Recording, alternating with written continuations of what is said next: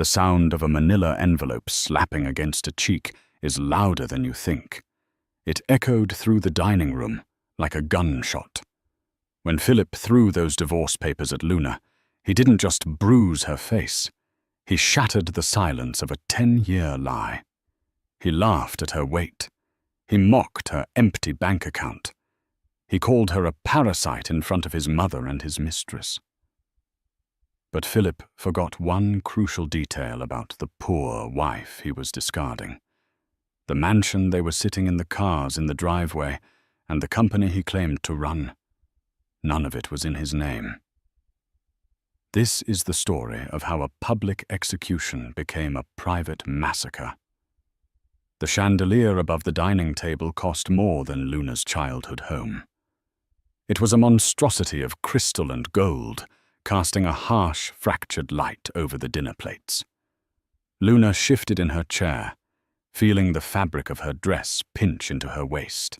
It was a navy blue dress she had bought off the rack at a department store 3 years ago, before the twins were born, before the stress eating, and before she became invisible. She looked across the mahogany table at Philip. Her husband of 10 years looked impeccable. He was wearing a charcoal suit, custom-tailored, to hide the slight softening of his own midsection, though he would never admit to it. He was swirling a glass of 18-year-old scotch, his eyes fixed on the amber liquid, as if the secrets of the universe were trapped in the ice. "Stop fidgeting, Luna," a voice snapped from the head of the table. It was Victoria Phillips' mother. The matriarch of the Banks family sat like a queen on a throne, her silver hair pulled back so tight it pulled her eyelids taut. She was cutting into her filet mignon with surgical precision. "Sorry, Victoria," Luna murmured, placing her hands in her lap. "The chair is just a little—" "The chair is fine," Victoria interrupted, not looking up. "Perhaps you just take up more room than you used to." A quiet snicker rippled from the other side of the table. Seated next to Philip was Sasha. She wasn't family, technically. She was the interior designer who had been working on the west wing of the estate for 6 months, though Luna had never seen a single paint swatch or fabric sample. Sasha was 24, blonde, and currently wearing a slip dress that looked like it was made of liquid silver. Luna felt the heat rise in her cheeks. She looked to Philip for defense, for a small smile, for anything. But Philip didn't look at her. He just took a long sip of his scotch. "So," Philip said, finally breaking his silence. His voice was smooth, the voice that had charmed investors and closed deals. "Mother was telling me you forgot to pick up the dry cleaning for the gala tomorrow." Luna's heart hammered. "I didn't forget, Philip. The twins were sick. Leo had a fever of 102. I had to stay with them until the nanny arrived." "Excuses," Philip sighed, setting the glass down heavily. "It's always excuses with you, Luna. It's either the kids or the traffic or your migraines. You have one job, one simple job. Keep the domestic side of my life in order, so I can focus on the empire." "I take care of our children, Philip," Luna said, her voice trembling slightly. "I wouldn't call that domestic trivia." "And look what it's done to you," Philip sneered. He finally turned his head, locking eyes with her. His gaze wasn't loving. It was clinical. It was disgusted. "Look at yourself, Luna. You're a mess. You're wearing a dress that looks like a potato sack. Your hair is frizzy. You haven't been to the gym in what?" 2 years. I had a C-section, Philip. I had complications. You know that." "Sasha goes to the gym 5 times a week," Victoria chimed in, taking a sip of wine. "And she runs a business. It's about discipline, dear. Something you clearly lack." The room felt like it was shrinking. The air was thick with the smell of roasting rosemary and expensive perfume, making Luna nauseous. She looked at the uneaten food on her plate. This was supposed to be a celebration. It was their 10th anniversary. She had a gift for him in her purse, a watch she had saved up for months to buy from her small allowance. "I tried," Luna whispered. "I try every day." "That's the problem," Philip said, his voice rising. "Your best isn't good enough anymore. It hasn't been good enough for a long time. You don't fit in this world, Luna. You never did. You were a charity case I picked up because I thought you were simple, malleable." "Philip, please." Luna looked around the table. The servants were standing by the walls, eyes averted, pretending not to hear. "Don't do this here." "Where should I do it?" Philip laughed, a cruel barking sound. "In the bedroom?" "We haven't been in the bedroom together in months. I can't even look at you without losing my appetite."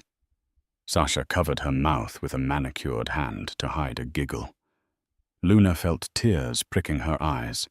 She wanted to stand up, to flip the table, to scream, but she was frozen. She was the poor girl from the wrong side of the tracks who had married the prince. She had spent a decade trying to be worthy of him, and now he was stripping her bare. "I think," Philip said, reaching under his chair. "It's time we stopped pretending." He pulled out a thick manila envelope. Luna froze. "What is that?" Philip didn't hand it to her. He didn't slide it across the table. He stood up, walked around the edge of the table until he was standing directly over her. He loomed like a tower. "This," Philip said, "is your eviction notice."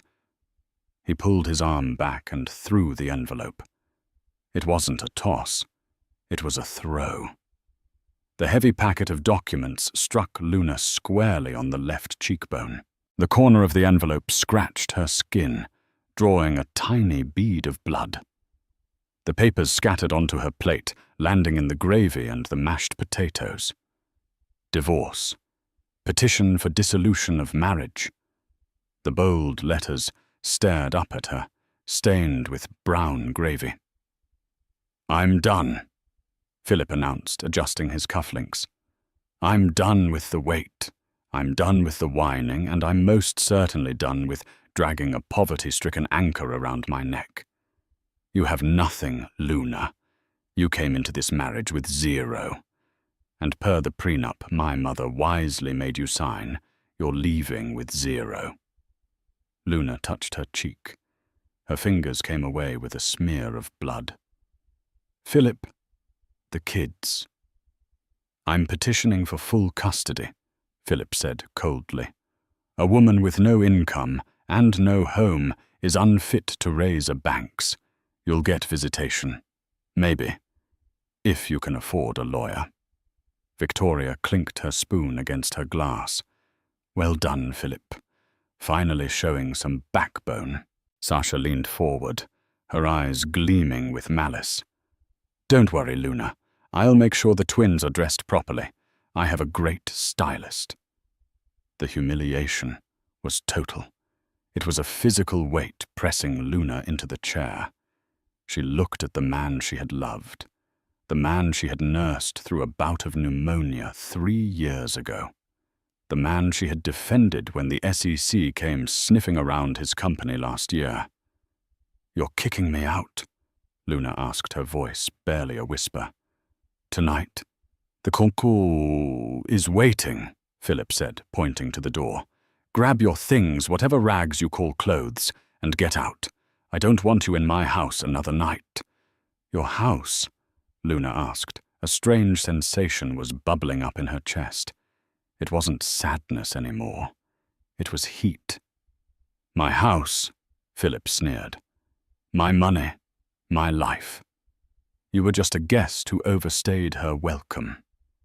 Luna slowly reached for the napkin on her lap. She dabbed the blood on her cheek. She looked at the gravy-stained divorce papers. She looked at Victoria, smug and superior. She looked at Sasha, the replacement. And then she looked at Philip. She didn't cry. The tears had evaporated. In their place was a cold, hard clarity. "You really didn't read the fine print, did you, Philip?" Luna said. Her voice wasn't trembling anymore. It was steady. Philip frowned. "What are you babbling about? Get out." Luna stood up. She picked up the divorce papers, shook the gravy off them, and folded them neatly. "I'll leave," Luna said. "I'll leave tonight because the air in here stinks of rot." "But Philip, when you wake up tomorrow morning, I want you to remember this moment. I want you to remember that you threw these papers in my face." "Go!" Philip roared, pointing at the door. Luna turned and walked out of the dining room. She didn't run. She didn't look back. She walked past the servants who looked at her with pity. She walked out the heavy oak front doors and into the cold November night. She had no coat. She had no car keys. Philip had likely confiscated them. She had $5 in her pocket and a phone with 12% battery. As the heavy door slammed shut behind her, locking her out of the life she had built, Luna pulled her phone out. She dialed a number she hadn't called in 7 years.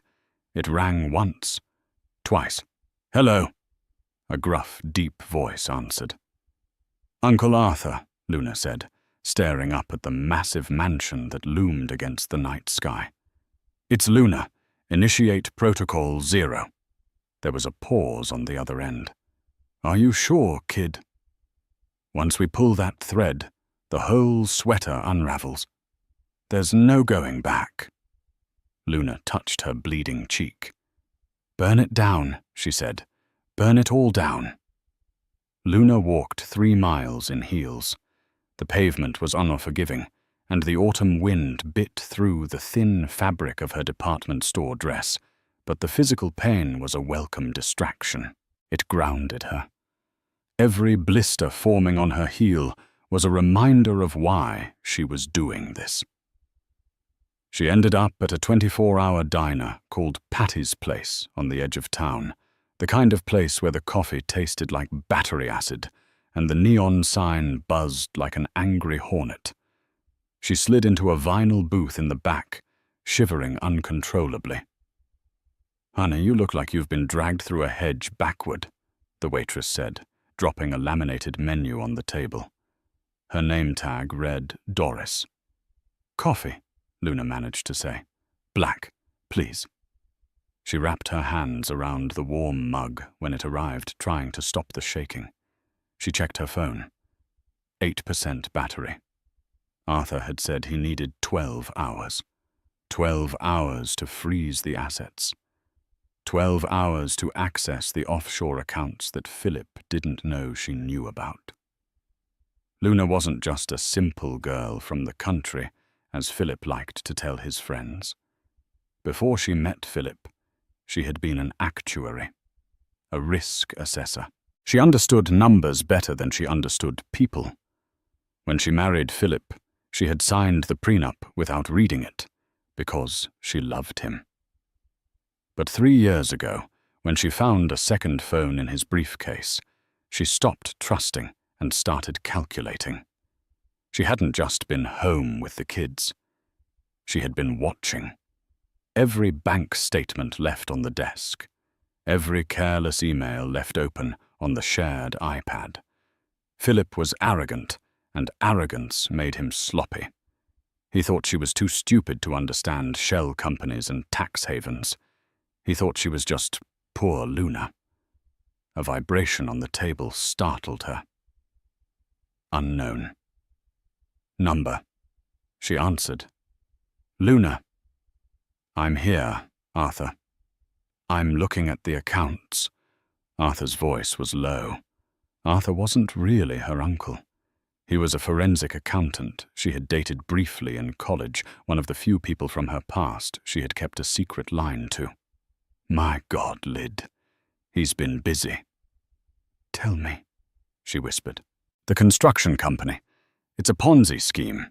He's moving money from new investors to pay off the returns for the old ones. But that's not the worst part. What is it? He's leveraged the house, the estate. He forged your signature on the deed transfer documents last year to put the title in a holding company, then took out a massive loan against it. Luna closed her eyes. He stole my name. He stole everything. If this house of cards collapses, you're liable, Luna. Your name is on the secondary documents as a guarantor. He set you up as the fall guy. If he divorces you and the company goes under, the debt falls on you. He walks away clean with the offshore cash. The cruelty took her breath away. It wasn't just about a mistress or being tired of her. Philip had been planning to frame her for financial ruin for years. He was going to leave her not just homeless, but millions of dollars in debt and potentially facing prison time. "Can we stop it?" Luna asked.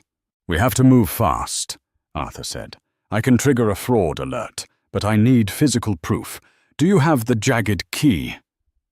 Luna's hand went to the locket around her neck. Inside wasn't a picture of her children. It was a small, strangely shaped silver key she had found in Philip's gym bag 6 months ago. She had made a copy and put the original back. "I have it. That opens his private safe at the bank, the one under the name Vandelay Industries. You need to get to the First National Bank on 4th Street tomorrow morning at 9:00 a.m. when the vault opens. If you can get the ledger inside that box, we own him." "Okay," Luna said. "I'll be there." "Luna, where are you sleeping?" "I'm fine, Arthur. I'll figure it out." She hung up before he could offer to pay for a hotel. She couldn't accept charity. Not now. She needed to stay angry.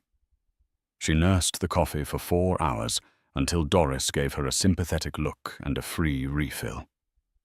At 3:00 a.m., a group of loud men walked in.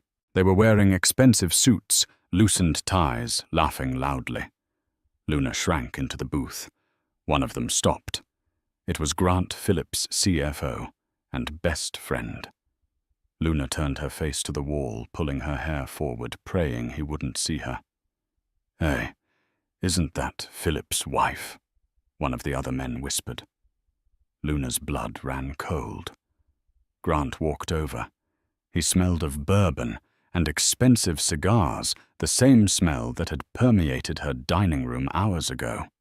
"Well, well," Grant said, sliding into the booth opposite her. "The Duchess of Dumpster." Luna looked up. "Leave me alone, Grant." Philip texted the group chat. Grant smirked, pulling out his phone. Said he finally took out the trash. "Didn't realize you'd literally be at a truck stop diner. It suits you." He snapped a picture of her. The flash blinded her for a second. "What are you doing?" Luna demanded, shielding her face. "Sending this to the boys. Philip is going to love this. Look at her crawling back to the gutter." Grant laughed. He reached into his pocket and pulled out a $20 bill. He crumpled it up and tossed it at her. It landed in her coffee cup, splashing hot liquid onto her hand. "Buy yourself a bus ticket out of town, Luna. No one wants you here." Grant got up, high-fiving his friends as they walked out, their laughter trailing behind them. Luna looked at the crumpled bill floating in the black coffee. She looked at the red burn mark forming on her hand. She didn't cry. She reached into the cup, pulled out the wet bill, and dried it off with a napkin. She would need the bus fare to get to the bank. The morning sun hit the glass facade of First National Bank, blinding Luna as she stepped off the city bus. She had spent the last 4 hours dozing intermittently on a park bench, hugging her arms to her chest to keep warm. She looked like a wreck. Her expensive dress was wrinkled and stained with coffee. Her hair was a tangled knot, and the bruise on her cheek had bloomed into a violent shade of purple and yellow.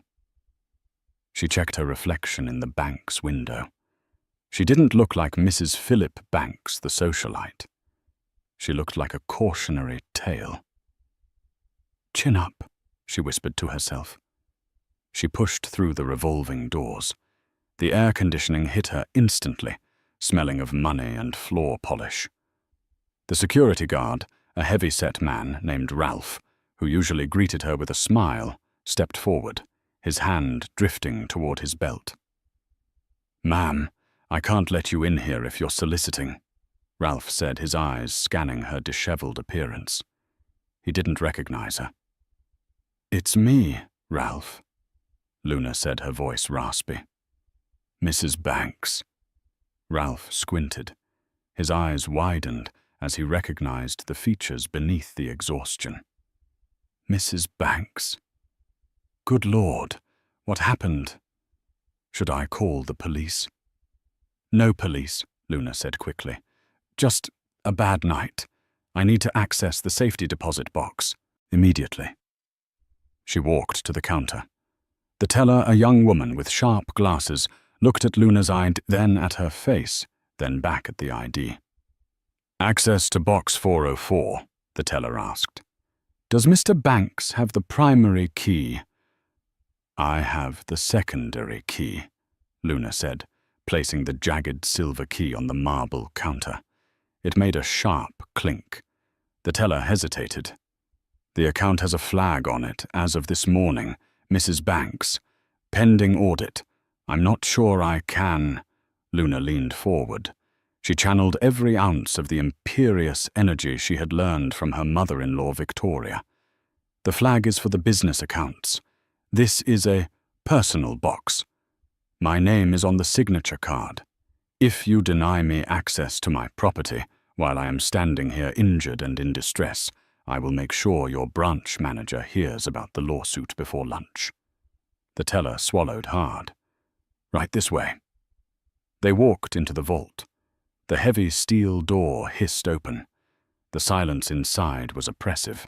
The teller unlocked the box, slid the long metal drawer out, and placed it on the table in the private viewing room. "I'll give you a moment," she said, backing out. As soon as the door clicked shut, Luna tore the lid off the box. Her hands shook. She expected stacks of cash. She expected diamonds. Instead, the box contained 3 things. 1. A thick black leather ledger. 2. A thumb drive. 3. A velvet pouch. Luna opened the ledger. It wasn't just accounting. It was a diary of crimes. Philip had been meticulous. He had recorded every bribe paid to city council members to approve his shoddy construction permits. He had recorded the ghost employees on the payroll fake names used to siphon money out of the company. But then she turned to the last page and her breath hitched. Project Scapegoat. Underneath the heading were transfers, massive ones, millions of dollars moved from the company accounts into an offshore account in the Cayman Islands. The account holder's name, Luna Banks. He hadn't just framed her for debt. He had framed her for the theft itself. He had set up an identity in her name, moved the stolen money there, and was planning to discover it during the divorce proceedings. He would look like the victim of a greedy wife who embezzled his fortune. He would get the sympathy, and she would get 20 years in federal prison. "You monster!" she hissed. She grabbed the velvet pouch. Inside was a necklace. It wasn't hers. It was an antique emerald choker that belonged to Victoria. Philip had reported it stolen 2 years ago to claim the insurance money. It was right here. He had stolen from his own mother. Luna shoved the ledger, the drive, and the necklace into her purse. She had the smoking gun. She had the nuclear codes. She stood up to leave, but her phone buzzed. 1% battery left. It was a text from Arthur. "Get out, now! He knows you're at the bank. Grant just called security." Luna's heart stopped. She looked at the viewing room door. Through the frosted glass, she saw the silhouette of 2 men approaching. One was the security guard, Ralph. The other was wearing a suit. Grant. They were coming to trap her. Luna looked around the small room. There was no other exit. Just the main door and a ventilation vent too small for a human. She grabbed the metal box and slammed it back into the slot, locking it empty.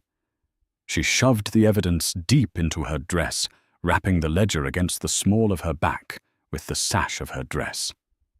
The door handle turned. "Luna." Grant's voice was smooth, oily. "We know you're in there.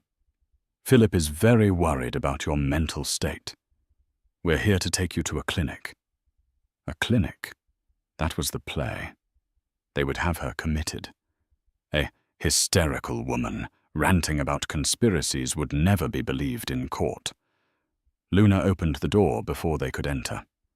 Grant was standing there, a smug grin plastered on his face. "There she is, the runaway bride." "Get away from me," Luna said, clutching her purse. Now." Grant stepped forward, blocking her path. "You're not well. You stole a key, Luna. That's theft. We just want to help." He reached for her arm. "Ralph," Luna screamed, looking at the security guard. "This man is harassing me. I have a restraining order against him." It was a lie, but it made Ralph hesitate. "Mr. Grant, maybe we should let the police handle this." "We don't need police." Grant snapped his mask, slipping. "She has company property. Grab her purse."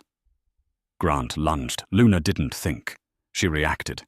She swung her heavy purse, weighted down by the metal ledger, and smashed it into Grant's face. The corner of the ledger hit his nose with a sickening crunch. Grant howled, stumbling back, blood spurting onto his white shirt. "She's crazy," Grant shrieked. "She broke my nose." Luna didn't wait. She bolted past him, kicking off her high heels to run barefoot across the polished marble floor. "Stop her!" Grant yelled, clutching his face. Luna hit the revolving doors at a run, spinning out onto the sidewalk. She didn't look back. She ran into the morning traffic, dodging a taxi, and sprinted down an alleyway. She ran until her lungs burned and her feet bled. She collapsed behind a dumpster 3 blocks away, clutching the purse to her chest. She was a fugitive now. But she was a fugitive with the evidence. 2 hours later, Luna was unrecognizable. She had used the $20 bill she saved from the coffee cup to buy a cheap, oversized grey hoodie and sweatpants from a thrift store. She tucked her hair into a beanie. She looked like just another invisible person on the city streets. She found a public library and plugged her phone into a computer station to charge. While it charged, she logged into a burner email account and sent the files from the thumb drive to Arthur. Arthur received.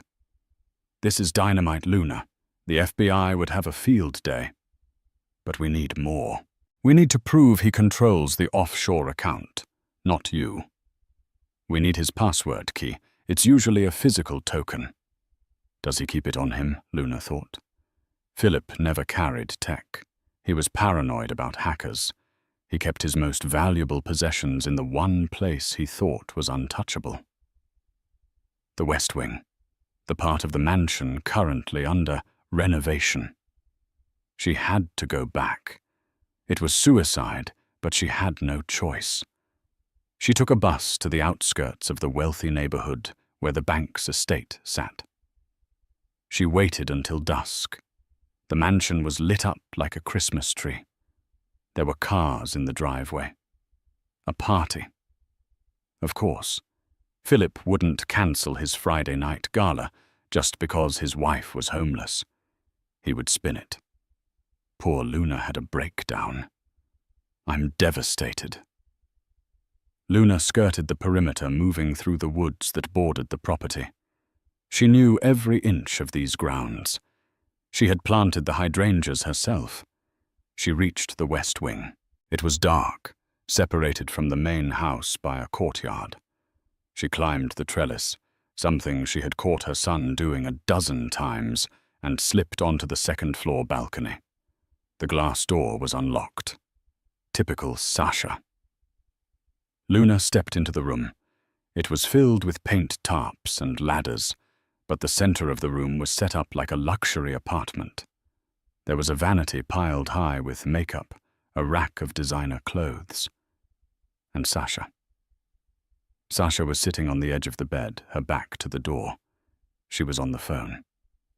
"I know, baby. I know," Sasha was saying. Her voice wasn't the high-pitched, vapid tone she used at dinner. It was sharp, calculating. "He's an idiot. He thinks I'm actually into him. It's disgusting." Luna froze in the shadows. "I found the wall safe," Sasha continued, "but I can't crack the code. It's 6 digits. Once I get the diamonds, I'm gone. I'll meet you in Rio on Tuesday." Luna stepped out of the shadows. "It's his birthday," Luna said clearly. 06-12-80. Sasha screamed, dropping her phone.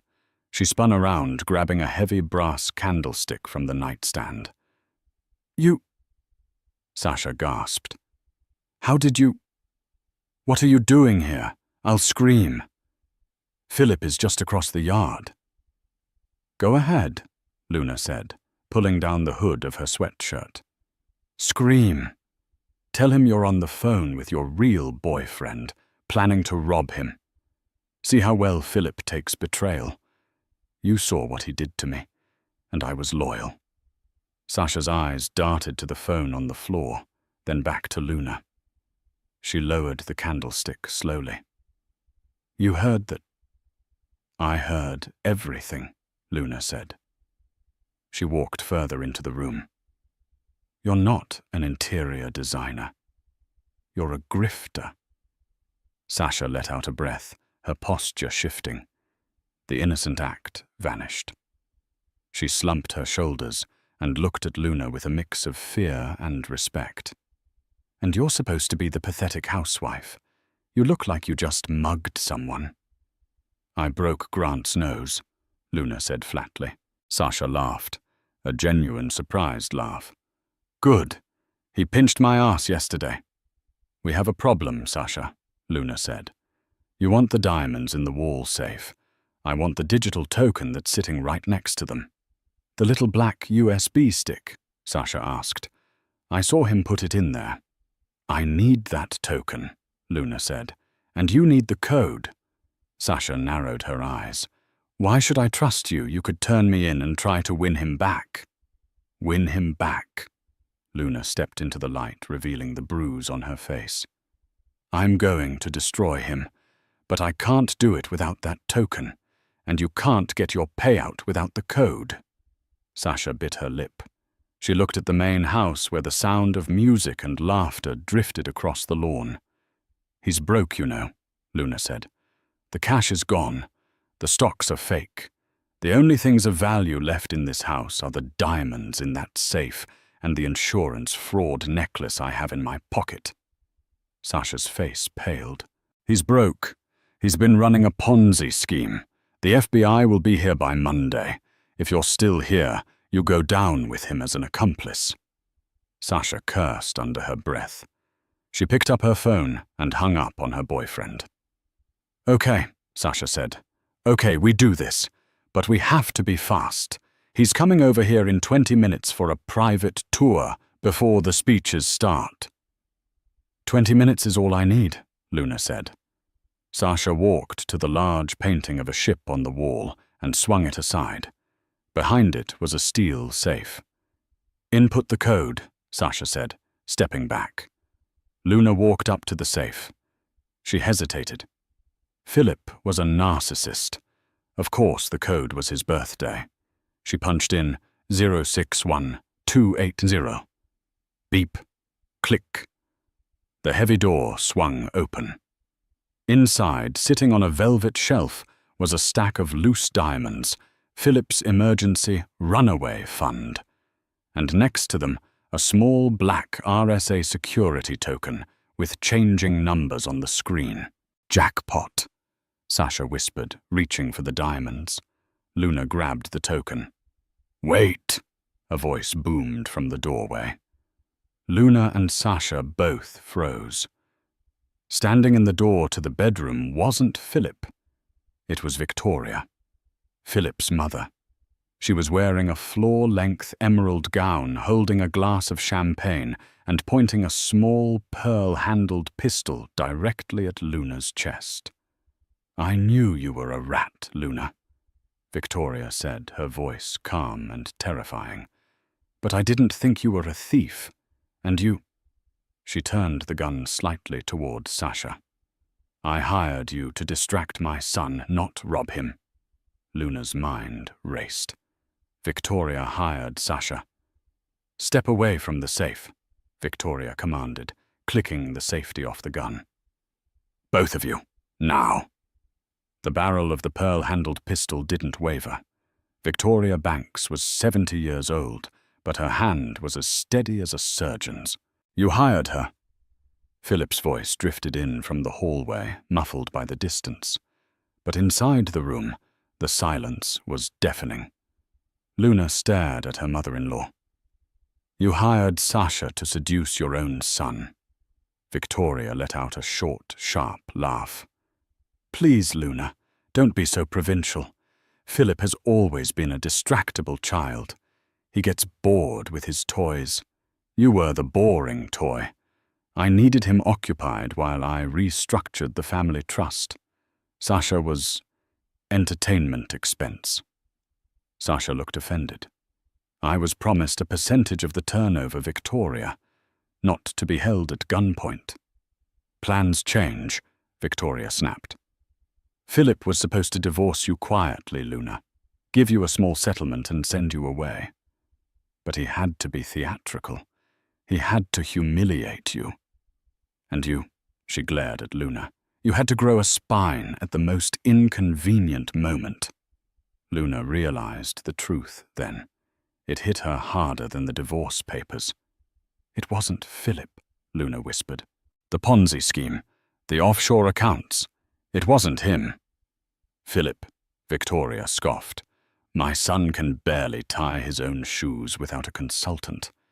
He thinks he's a genius, but he's just the face. I built this empire.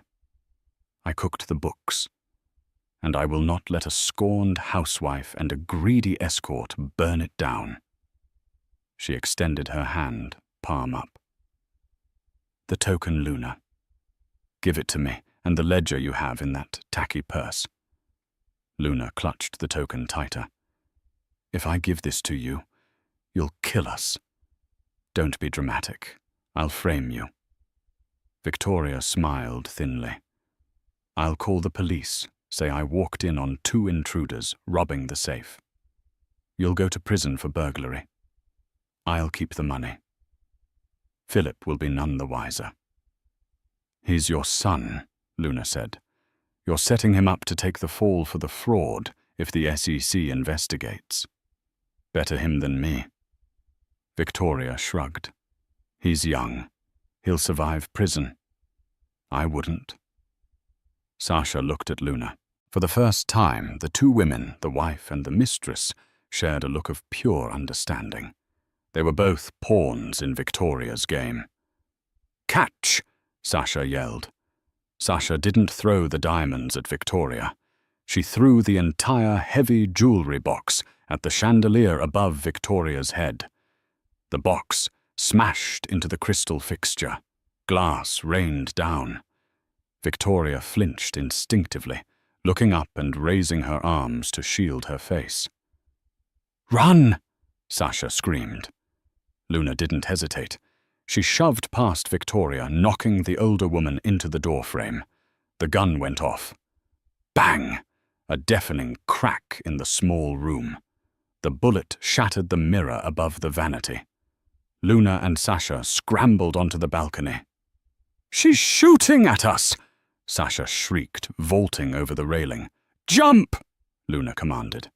It was a 10-foot drop to the flower beds below. They jumped together, landing hard in the hydrangeas. Luna rolled, ignoring the sharp pain in her ankle. "My ankle," Sasha moaned. "Get up!" Luna grabbed Sasha's arm, hauling her to her feet.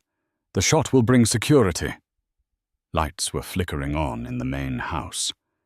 Shouts echoed across the lawn. "Who fired that shot?" Philip's voice boomed from the terrace. Luna dragged Sasha into the shadows of the hedges. They were trapped. To the left was the main gate guarded by security. To the right was the party teeming with guests. "We can't leave," Luna panted, pressing her back against the cold brick of the house. "They'll catch us at the perimeter." Sasha was hyperventilating. "We're dead! We're dead!" Luna looked at the digital token in her hand. The numbers were changing every 60 seconds. It was the key to everything. She looked at the glowing windows of the grand ballroom, where hundreds of the city's elite were drinking champagne. "We don't need to leave," Luna said, a cold determination settling over her. "What? We need to go to the party." Sasha looked at her like she was insane. "Look at us. I'm in a torn dress and you look like a hobo." "We can't blend in. We're not going to blend in," Luna said, pulling her phone out. 5% battery, just enough. "Arthur. Are you there? I'm here." Arthur's voice crackled. "I heard a gunshot. Luna, get out of there." "No," Luna said. "I'm at the venue. I have the token. I have the ledger. And I have a witness." She glanced at Sasha. "I need you to hack the ballroom's AV system." "The projector?" Arthur asked. "The big screen behind the stage," Luna said. "Philip is doing his keynote speech in 10 minutes. I want to give a presentation of my own." Arthur laughed, a nervous, terrified sound. "You want to broadcast the evidence live?" "I want them to see who he really is," Luna said. "Can you do it? If you can get me near the local Wi-Fi router, I can bridge the connection. But you have to get close." Luna looked at Sasha. "Can you walk?" Sasha gritted her teeth, ripping the hem of her silver dress to make a bandage for her ankle.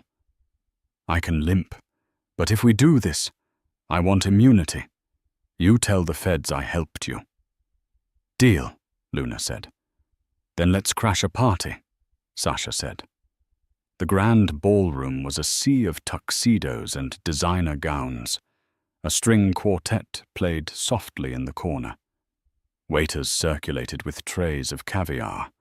At the front of the room, a massive stage was set up with a podium and a gigantic screen displaying the logo, Banks Enterprises, Building the Future. Philip Banks stood at the podium. He looked magnificent. He was smiling, holding a glass of champagne, basking in the adoration of the crowd. "Ladies and gentlemen," Philip's voice boomed over the speakers, "tonight isn't just about success. It's about integrity. It's about family." Applause rippled through the room. In the shadows of the catering corridor, Luna and Sasha moved like ghosts. They had slipped in through the kitchen entrance, dodging staff. "The router is in the sound booth," Sasha whispered, pointing to a raised platform at the back of the room. "The sound guy Dave has a crush on me. Leave him to me." Sasha limped up the stairs to the booth. Luna watched from below. She saw Sasha lean in, whispering something to the technician. The man blushed, distracted. Sasha's hand moved quickly, plugging a small flash drive, Arthur's uplink, into the console. "We're in." Luna's phone buzzed. "Arthur, I have control. Give me the token code." Luna typed it in, 884921. "Arthur, accessing Cayman server. Decrypting." "Got it. It's all here, Luna. The emails, the wire transfers, the forged signatures. It's over." "Not yet," Luna whispered. "Wait for my signal." On stage, Philip was getting emotional. "I want to thank my mother, Victoria," Philip said, gesturing to where Victoria had just entered the room. She had changed her clothes and composed herself, though her eyes scanned the room like a hawk. And I want to mention my wife Luna. Sadly, she couldn't be here tonight.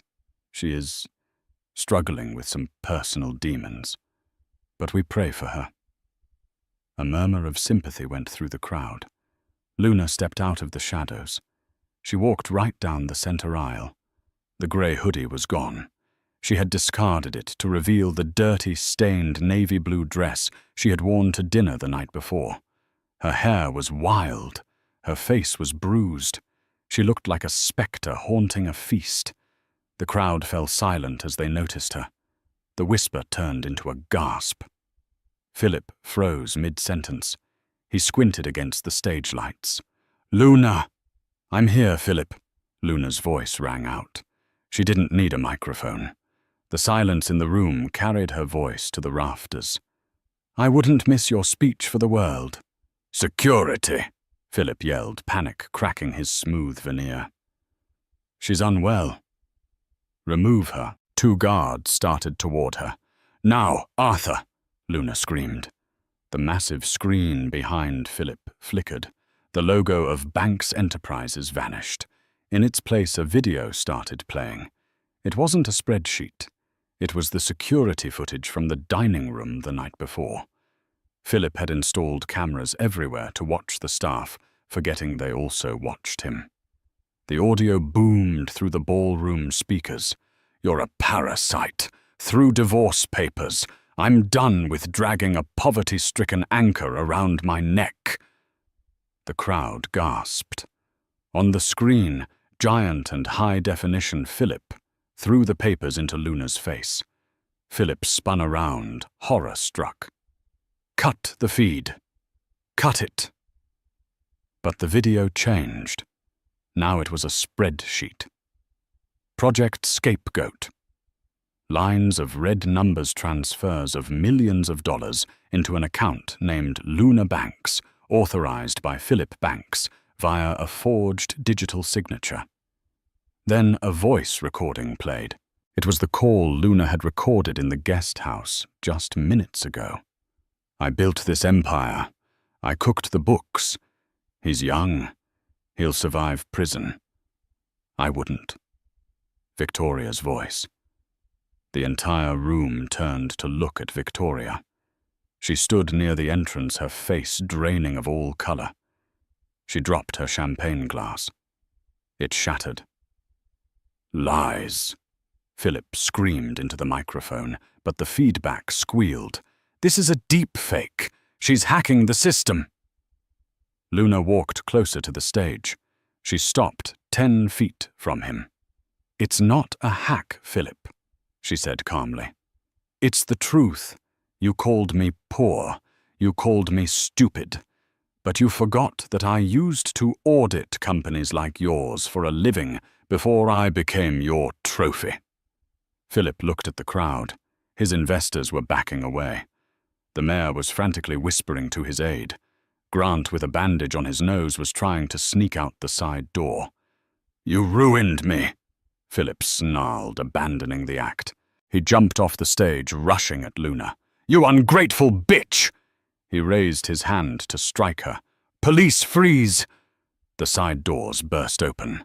A dozen uniformed officers and men in FBI windbreakers swarmed the room. Philip froze his fist raised in the air. A tall agent with a stern face stepped forward. "Philip Banks, Victoria Banks, you are under arrest for securities fraud, embezzlement, and conspiracy to commit money laundering." Philip stumbled back. No, it's her." He pointed a shaking finger at Luna. "She did it. Look at the accounts. It's her name. We have the token logs, Mr. Banks," the agent said, snapping handcuffs onto Philip's wrists. "We know the transfers were made from your IP address, and thanks to your wife, we have the ledger." Victoria tried to run, but 2 officers blocked her path. As they handcuffed her, she spat at Philip. "You incompetent fool, I told you to get rid of her years ago." Luna stood in the center of the chaos. The flashing lights of the police cars outside reflected off the diamonds in the crowd. Philip was dragged past her. He looked small, defeated. He looked at Luna, searching for mercy. "Luna," he choked out. "Please, the kids." Luna looked him in the eye. "Don't worry," she said softly. "I'll tell them you're away on business. A very long business trip." As they hauled him away, Sasha limped down from the sound booth. She stood next to Luna. "That," Sasha said, "was better than any soap opera." Luna looked down at her hands. They were shaking, but not from fear. From adrenaline. She was free. "Is it over?" Sasha asked. Luna looked at the FBI agents seizing the laptops on the stage. She looked at the guests who were now looking at her, not with pity but with fear and awe. "No," Luna said, straightening her spine. "The divorce hasn't even started yet. I'm taking half of what's left. And then I'm going to buy my own house." She turned and walked out of the ballroom, head held high, leaving the ruins of the bank's empire behind her. 6 months later. The visitation room at the state penitentiary smelled of bleach and despair, a sharp contrast to the rosemary and expensive scotch that had defined Luna's life for a decade. Luna sat on the metal stool, waiting. She checked her watch. It wasn't a cheap department store watch anymore, nor was it the flashy diamond timepiece Philip had promised her, but never bought. It was a sensible, elegant chronograph she had purchased with her first paycheck from her new job. The heavy steel door buzzed. Philip walked in. The change was shocking. The man who had worn custom charcoal suits was now draped in an ill-fitting orange jumpsuit. His hair, once perfectly coiffed, was buzzing short and graying at the temples. He had lost weight, but not in the healthy way he had demanded of Luna. He looked hollowed out. He sat down behind the plexiglass barrier. He didn't pick up the phone immediately.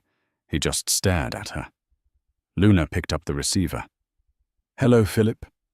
He slowly lifted the phone to his ear. "You look good." "I am good," Luna said comfortably. "I'm sleeping better." "Have you seen my mother?" Philip asked, his voice cracking. "Victoria is in the federal facility in Danbury," Luna said. "She's not adjusting well. Apparently the other inmates don't appreciate being told they have poor posture." Philip let out a dry, humorless laugh. He looked down at his hands. "Grant took a plea deal, you know. He testified against me to knock 5 years off his sentence. My best friend." "He was never your friend, Philip," Luna said. "He was on your payroll. There's a difference." Philip leaned forward, his eyes desperate. "Luna, can you? Is there any way you can speak to the judge before the sentencing hearing next week?" Character witness. "Tell them I was under my mother's influence. If you help me, I can—" "You can what?" Luna interrupted gently. "You have nothing, Philip. The assets were seized. The house is foreclosed. The cars are auctioned." "I'm the father of your children," he whispered. "Yes." Luna nodded. "And that is the only reason I'm here. To give you these." She slid a manila envelope through the document slot. Philip stared at it. It looked exactly like the one he had thrown at her face 6 months ago at the dinner table. "Divorce papers?" he asked. "Already signed," Luna said. "And the custody agreement. You get supervised visitation once a month pending your release, which given the charges won't be for at least 8 to 10 years. Philip put his hand on the envelope. "You're not going to throw it at me?" "No," Luna said, standing up and smoothing out her skirt. "I don't need to perform, Philip. I won." She turned to leave. "Luna," he called out, panic rising in his voice. "What will you do? How will you survive without the bank's name?" Luna looked back over her shoulder, a small, genuine smile playing on her lips. "I went back to my maiden name last week," she said. and I started a forensic accounting firm. My first client is the FBI. Turns out, I'm very good at finding hidden money." She hung up the phone. As she walked out of the prison into the bright spring sunshine, a car was waiting for her. The window rolled down. "Did he sign?" Sasha asked from the driver's seat. She was wearing sunglasses and chewing gum. She hadn't gone to prison, her immunity deal held up, and she was now working as Luna's office manager. It was a strange friendship forged in fire, but it worked. "He'll sign," Luna said, getting into the car. "He doesn't have a choice." "Good." Sasha grinned, revving the engine. "Because we have a meeting with the school board at 200. You promised the twins we'd get pizza after." "Let's go," Luna said. She leaned her head back against the seat and watched the prison walls fade into the distance in the rearview mirror. She touched her cheek. The bruise was long gone, healed without a scar. She wasn't the poor wife anymore. She wasn't the fat wife. She wasn't the victim. She was Luna. And for the first time in 10 years, the road ahead was wide open. And that is how Luna turned her husband's ultimate insult into his ultimate downfall. Philip thought he could throw her away like trash, but he forgot one simple rule of life. You never underestimate the person who knows where your skeletons are buried. It took 10 years of silence, but in one night, Luna reclaimed her dignity, her freedom, and her future. Philip lost his empire. His mother lost her freedom and Luna. She gained everything she actually needed. Now I want to hear from you. If you were in Luna's shoes, sitting at that dinner table with the divorce papers covered in gravy, would you have walked away quietly, or would you have burned it all down, just like she did? Let me know your thoughts in the comments below. I read every single one. If you enjoyed this story of revenge and justice, please smash that like button. It really helps the channel grow, and subscribe with notifications on so you never miss the next episode. We have a crazy story coming up next week about a bride who found out her groom was married to her sister. You do not want to miss that. Thanks for watching. Stay safe, and remember, always read the fine print.